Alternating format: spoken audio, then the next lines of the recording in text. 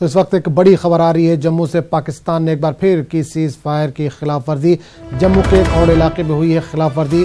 बैनुल-अक़वामी सरहद पर पेश आया है ये वाक़या। आपको एक बार फिर बता दें, खबर जम्मू से आ रही है जहां पाकिस्तान ने एक बार फिर की है सीज फायर के खिलाफ वर्जी।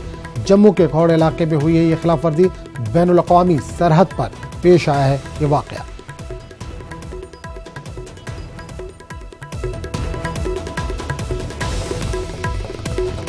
एक बार फिर बता दें कि इस वक्त बड़ी खबर आ रही है जम्मू से, जहां पाकिस्तान ने एक बार फिर सीज फायर की खिलाफ वर्जी की है।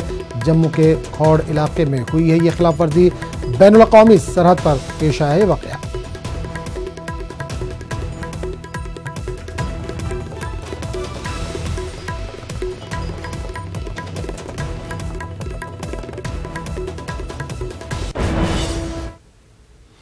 बिहार में आंध्र प्रदेश और मगरबी बंगाल की मछलियों की फरोख्त पर रोक लगा दी गई। महकमे सेहत ने आइंदा 15 दिनों तक मछली की फरोख्त पर रोक लगाई है। फिलहाल ये रोक पटना में रहेगी।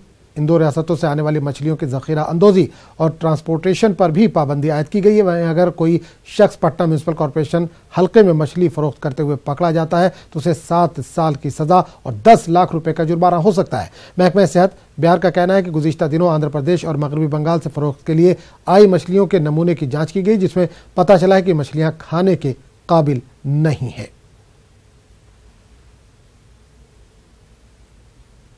सैंपल्स पिकअप किए हैं, आप देख लीजिएगा आपके साथ जो हम लोगों ने सर्कुलेट किया है, सभी में हेवी मेटल पाया गया है और फॉर्मेलिन भी पाया गया। ये सेक्शन यदि इस आदेश की अवहेलना होती है तो food safety standard act of India की धारा 59 के अंदर उनके अगेंस्ट कार्रवाई की जा सकती है, जिसमें 7 साल की कारावास तथा 10 लाख रुपए तक का फाइन ये मैक्सिमम।